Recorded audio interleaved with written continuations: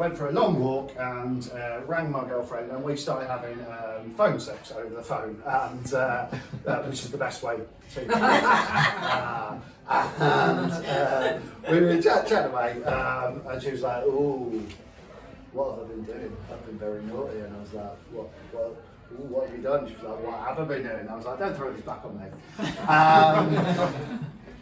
Oh, tell me what I've been doing. I've been very naughty. Tell me what I've done wrong.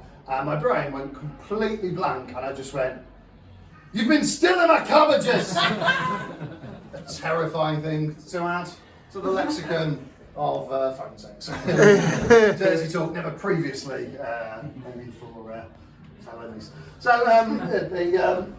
what's a weird thing as well with the pandemic? A lot of bits that we now forget. Like, there's a bit where you couldn't get a haircut. My sister said to me, "Oh yeah, I'll do your haircut for you." And I went, "No, I don't want it. Like, you're not trained." She was like, "How hard can it be?" I was like, "Well, that is clearly not enough skill for you to start." And she was like, "No." We had a conversation. I was like, "No, because men only want to go to their barber. That's just what you want. You want to go to your barber." She was like, "No, it's not like a woman with a haircut, with like their salon." Yeah. It's like, "No, men have got a specific barber. You go to your barber. You go to your barber because you trust them. It's like a sacred bond. You go to your barber. You go to only your barber. You will only ever go to, even in the same barber shop, you'd only ever go to your barber. It's a sacred bond of trust. You would only ever get your hair cut by your barber.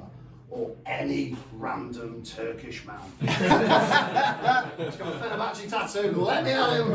Come at me with a razor, come at me with a fire on a stick. Go for it, mate. I trust you. Yeah. Just the rules. I don't make the rules. It is absolutely fine. Earlier this year, I went to therapy for the first time for reasons that I cannot get into in a 10-minute set. But I went there and we were chatting, which is how talk therapy works. I think that is generally the point. And about halfway through my first and only session of therapy, maybe I'm cured, I'm not.